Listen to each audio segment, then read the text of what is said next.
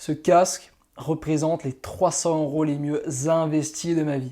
Hi everybody, c'est Samy, j'espère que vous allez bien parce que moi, ça va extrêmement bien parce que oui, aujourd'hui les amis, on se retrouve pour une nouvelle vidéo dans laquelle, comme vous l'aurez constaté, je vais discuter en quoi l'achat d'un casque Bluetooth a changé ma vie en tant qu'étudiant.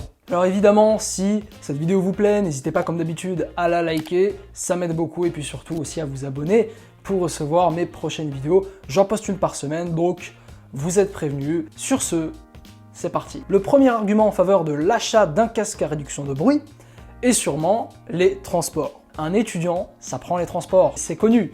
Et il n'y a pas que les étudiants d'ailleurs, il y a beaucoup d'autres personnes qui ont un travail, des gens qui ont une vie tout simplement, qui prennent les transports de façon régulière. Alors le problème que j'ai rencontré personnellement avec les écouteurs, puisque avant je prenais les transports avec des écouteurs, eh bien c'est que ça réduit pas assez le bruit, notamment je pense aux AirPods, mais dès lors que tu as envie d'écouter des podcasts ou des livres audio, des choses qui te permettent d'être un peu plus productif, et bien là, tout simplement avec des écouteurs, c'est impossible quand tu es dans des transports en commun très bruyants et je peux vous assurer que c'est pas faute d'avoir essayé. Et c'est là que l'achat d'un casque Bluetooth s'impose. De même, si vous êtes féru d'écoute de musique, eh bien vous entendrez beaucoup plus distinctement la musique dans votre casque à réduction de bruit active plutôt que vos petits écouteurs qui ne réduisent même pas le bruit de façon passive. Et puis aussi, on peut souligner le fait que c'est meilleur pour la santé d'avoir un casque à réduction de bruit. Parce que avoir des écouteurs dans les transports en commun, ça veut dire que tu vas pousser le fond assez haut et mine de rien, ça perce un petit peu les tympans et sans t'en rendre compte, ton ouïe diminue petit à petit, ton audition diminue petit à petit. Donc l'idéal, c'est d'avoir un casque à réduction de bruit qui va te permettre de ne pas écouter trop fort la musique et du coup d'épargner la santé de tes oreilles. Deuxième cas où le casque à réduction de bruit peut s'avérer extrêmement pratique, c'est quand vous êtes dans les lieux bruyants. Alors quand tu es étudiant, t'as pas forcément toujours envie de travailler chez toi à ton bureau, parfois tu as juste envie de sortir, de changer de cadre, et du coup par exemple en allant à la bibliothèque. Alors la bibliothèque c'est pas spécialement le meilleur exemple parce que c'est un endroit où généralement il y a du silence, les gens sont à peu près tous là pour travailler, donc là un casque à réduction de bruit ne s'impose pas, mais si vous êtes comme moi et que entendre les gens chuchoter, renifler, tousser, ça te prend la tête, eh bien le casque à réduction de bruit atténue totalement tous ces bruits-là. Autre chose, si tu as envie plutôt d'aller travailler, eh bien dans des lieux un peu plus fréquentés, dans des cafés, dans un Starbucks par exemple, des lieux qui, en général, sont toujours bruyants, et bien là, si tu veux vraiment réussir à bien te concentrer dans ce genre de lieu, le casque à réduction de bruit s'avère être une très bonne initiative, une très bonne alternative pour pouvoir travailler de façon plus efficace. Et puis enfin, le troisième cas où ça s'avère extrêmement utile, c'est quand vous avez, ce qui est mon cas, une famille bruyante. Donc, chez toi, tu n'as pas ta chambre par exemple, et tu as en général des frères et des sœurs, qui sont avec toi et qui te dérangent, et bien là, un casque à réduction de bruit, ça change la vie. Ça a été mon cas.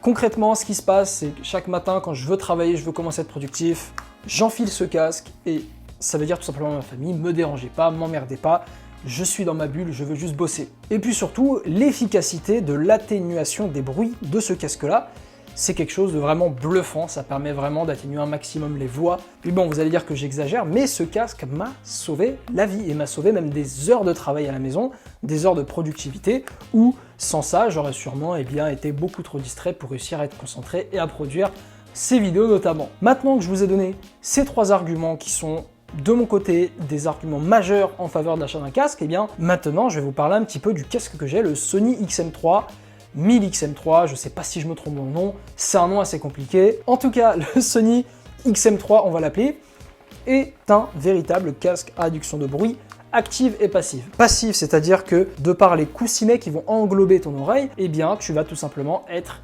isolé déjà de cette façon, de façon passive. Mais en plus, ce casque a ce qu'on appelle l'isolation active, c'est-à-dire que il va avoir plein de micros, plein de petits capteurs qui va capter le son ambiant et qui va du coup renvoyer dans tes oreilles les ondes inversées. Je sais pas si c'est assez clair, mais le but c'est vraiment de neutraliser un maximum de son. Et c'est très efficace notamment quand vous êtes dans des lieux avec un bruit assez continu. Donc par exemple dans l'avion c'est extrêmement efficace, mais en l'occurrence dans notre cas en tant qu'étudiant, c'est efficace dans les lieux tels que les bibliothèques, les cafés où tu as toujours ce petit bruit de fond, cette accumulation de chuchotements, et bien que le casque arrive assez bien à neutraliser. Alors la gamme Sony, je la conseille à absolument tout le monde. Voilà, la réduction de bruit est très très bonne, c'est une des meilleures du marché. Évidemment, il y a le Sony XM4 si vous voulez le dernier sur le marché.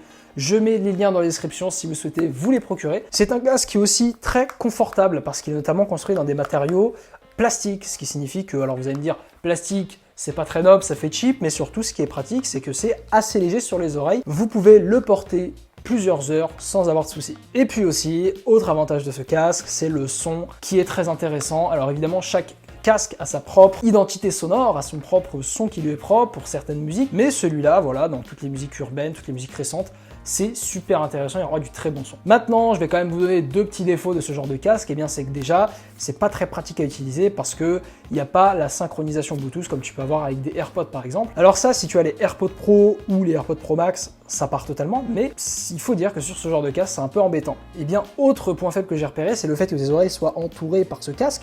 Ça peut, au bout de quelques heures notamment, te donner chaud.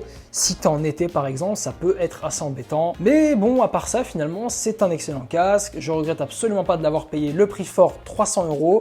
Aujourd'hui, vous pouvez sûrement le trouver un petit peu moins cher. Voilà les amis, j'espère que cette vidéo vous aura plu. Si c'est le cas, n'hésitez pas à lâcher un like, c'est la meilleure façon de me soutenir. Et puis aussi, à vous abonner à la chaîne YouTube, si ce n'est pas encore fait, pour recevoir mes prochaines vidéos. Et puis aussi, activer la cloche, je poste une vidéo tous les dimanches. Si vous voulez être averti par une notification, c'est la meilleure façon de le faire. En tout cas les amis, sur ce, je vous dis à la semaine prochaine. Ciao!